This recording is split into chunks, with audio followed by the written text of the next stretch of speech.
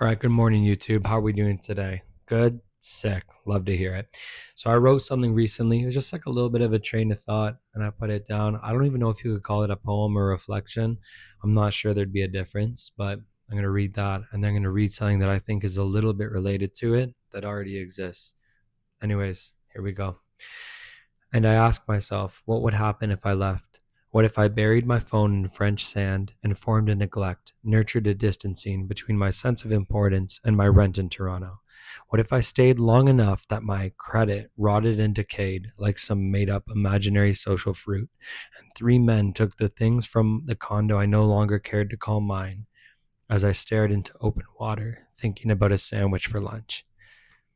This obviously sounds ridiculous when you think about it. The idea of just standing up and leaving your life and sitting on the beach and saying, I'm never going back, omitting things like family, friends, people putting you on a milk carton thinking you faked your death. But at the same time, we do only have one life here, right? And if you're unhappy where you are, like I don't have kids, right? I don't have kids. I don't have a pet. I kind of don't really have many roots other than my job and my apartment and like my friends and family, obviously. But nothing really depends on my survival. Sorry, nothing survival depends on me, is what I meant to say. So sometimes we think that going off and taking our life in our own hands and completely redirecting ourselves would be difficult and almost impossible. But it reminds me of a poem called The Great Escape by Charles Bukowski. And this is how his poem goes. Listen, he said, you ever seen a bunch of crabs in a bucket? No, I told him. Well, what happens is that now and then one crab will climb up on top of the others and begin to climb toward the top of the bucket. Then, just as he's about to escape, another crab grabs him and pulls him back down. Really? I asked. Really, he said. And this job is just like that. None of the others want anybody to get out of here. It's just the way it is in the Postal Service. I believe you, I said. Just then the supervisor walked up and said, You fellows were talking. There's no talking allowed in this job. I have been there for 11 and one half years. I got off my stool and climbed right up at the supervisor, and then I reached up and pulled myself right out of there. It was so easy, it was unbelievable. But none of the others followed me. And after that, whenever I had crab legs, I thought about that place. I must have thought about that place maybe 5 or 6 times before I switched to lobster. One part of this that really stands out to me was it was so easy, was unbelievable. So I sit there thinking, like, how difficult is it to buy a plane ticket? That's kind of where my poem or my reflection um, started and was expanded from, was the idea of I'm here in this condo and I'm paying rent in this condo. And if my credit gets shattered because I stop paying rent in this condo, then what happens?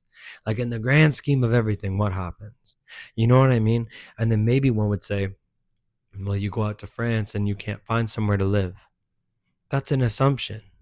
You know what I mean? And I understand, like, I'm really fantasizing here. And I'm not saying this is logically smart or that this is a good idea. I just caught myself thinking about that though. I'm turning 30 in about a month, actually, a month and 3 days. So basically, a month. And I kind of sat there wondering what would happen if you just went out and lived rather than stayed in the lane that you've always paid for yourself. Does that make sense?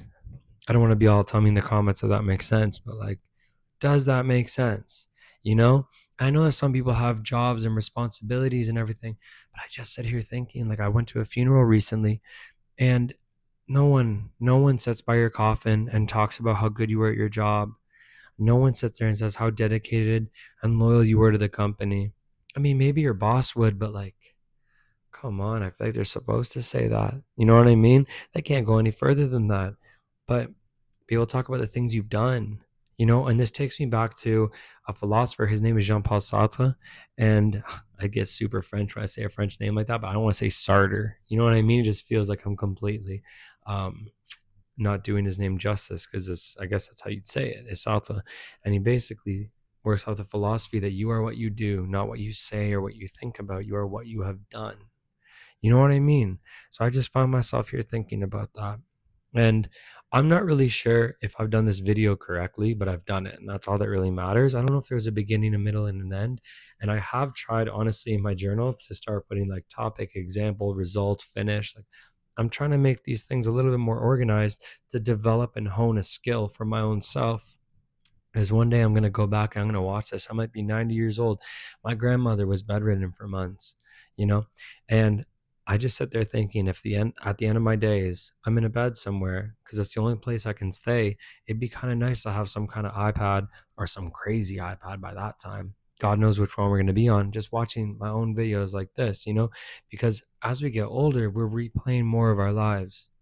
So this is just a timestamp. Sometimes I get comments of people saying this is a whole lot of nothing, or, bro's just yapping or whatever. And that's cool. Like, I get it. I get that not everything I say is going to resonate and be important to everybody, but that's okay. Like, there's top 40 artists that are selling out stadiums worldwide that I wouldn't even go see for free. So you can't really please everybody. But all this to say that at least what I'm doing, I'm doing. Um, and I think I'm just proud of that. And the more I do, then the more I think about doing, the more likely it is I will do those things. So maybe I should tell myself that I'll book a trip this year, and maybe I can't run away from my rent. And maybe it's not that I can't, but maybe I just shouldn't, because I also love my family. I love my friends, and I actually love my job because I work with a lot of my friends. So I'm very, very lucky. I'm very blessed, and I'm very grateful for my life. It's not really something I'm trying to escape. I don't really feel like a crab in a bucket. I feel like more like a crab on the beach already. So I don't know. I just, but maybe this is me realizing that there are things I need to do in my life while I have the time to do them, while I have the money to do them. And even if you don't fully have the money to do it, like, you don't have to stay in a 5-star hotel. Like, I guess this is what I'm trying to say is you can go to France and not go on your phone. You don't have to run away from your life entirely and bury your phone in the sand and let your credit just go absolutely down to rock bottom while all your stuff gets repossessed back home and everyone's wondering where you are. You can just go on a vacation and just tell yourself, like, you're going to bring a digital camera, maybe have a phone for emergencies. I'm not really sure. I don't know how, that would work with roaming charges. That's what would cause the vacation to cost $2,000, is Bell being like, you turned on your phone for 30 seconds and now you owe us 6K. So that's just Canadian phone things though. But I don't know, maybe it's just about going somewhere and deciding while you're there that you're just going to forget about everything else while you're there. And while you're there, you're just present. And that's it. And maybe I'm lucky to not be a crab in a bucket, you know? So maybe the poem was a bit dramatic, but it actually wasn't something that I felt like I was desiring. It just felt like something I was thinking about. Like, what if? Why can't you? And people always make their reasons. Well, I'd love to take off to France and this and that, but I have a kid. I mean, more often than not,